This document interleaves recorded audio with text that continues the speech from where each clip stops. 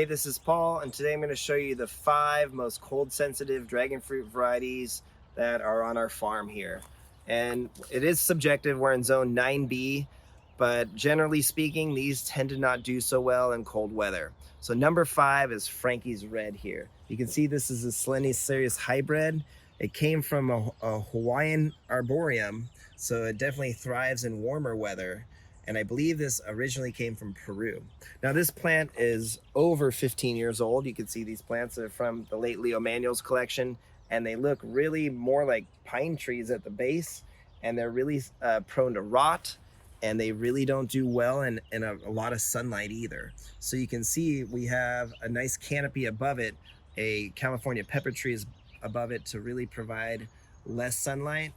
But you can see it's just really susceptible to pathogens, bacteria, cactus rust, things like that. So this is definitely number 5. Let me go show you one that's worse off. Let's go to number 4. Number 4, and this is the best branch on the plant. This is Natural Mystic.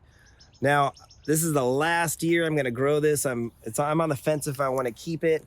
It does well in the beginning of the winter, but look, and this is after I've pruned off the worst growth. You can see I pruned it off a few weeks ago, and it just keeps spreading. It's rotting here. You can even see this newer branch that was healthy. It rotted at the base. And this is just a really cold sensitive variety. Natural Mystic is, and I've had this since 2019. So this happens every winter event. I lose most of the canopy. So Natural Mystic is definitely one that is more susceptible to pathogens and rot, especially even cutting off like a fruit. I've noticed there will be a lot of rot where the fruit was, and that seemed to be a common trait here with this plant.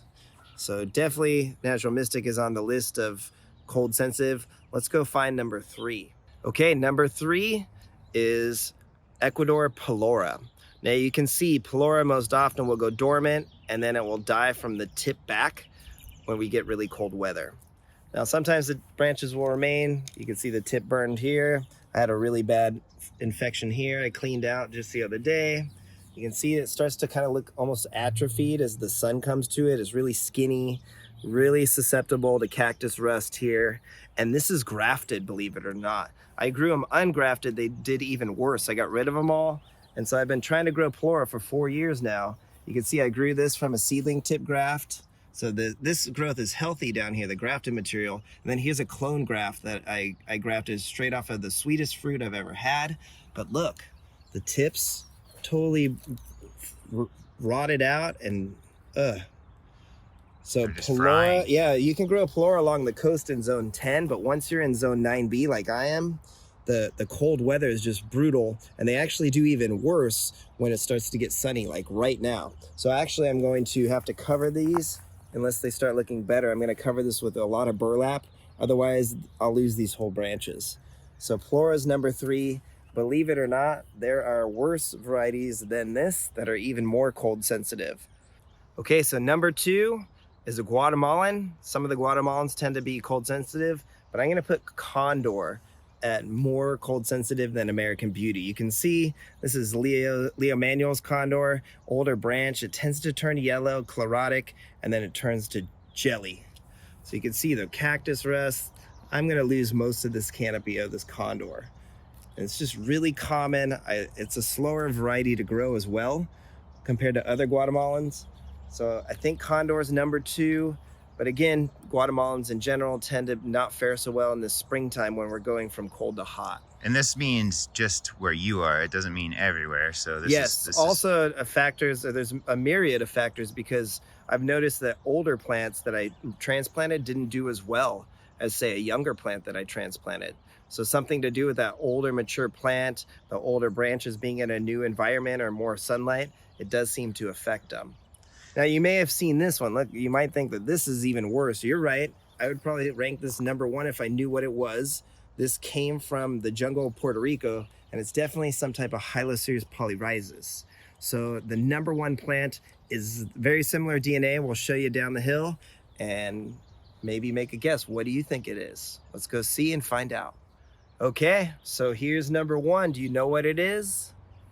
It's a Hylocereus polyrhizis, and it's known as red Jaina. And you can see why they call it red Jaina. It turns red when it's cold sensitive and when it gets a lot of heat during new growth. But you can see it's just filled with cactus rust. It's squishy. It's not plump. And every year I've been making excuses of why even keep this plant. I've only had a few good fruit. It's often earthy, but when it hits and really sweet fruit, it's wonderful. But generally, it's not a very good producer either. So you can see why I consider this one the worst in our collection. And I've had this one of the longest. So I've had this for many years. I've had to transplant it a few times just to give it less sunlight. But no matter what, it always looks like this every winter. And you can see that here's some similar DNA. Here's a Bloody Mary over here. And that's also a polyrhizis. It does fare a little bit better. Yeah, that doesn't look that bad. Yeah, but I can see what you're saying. Come down to the stem, Scott. Look. Oh yeah, that's true. So it got really bad stem rot instead. So polyrhizis generally is just a very cold sensitive variety, in my humble opinion, at least in zone 9B where we are. So there's plenty more I could talk about Hyloceres costarocensis as well, but they tended to fare well in the colder weather, a little bit better than these.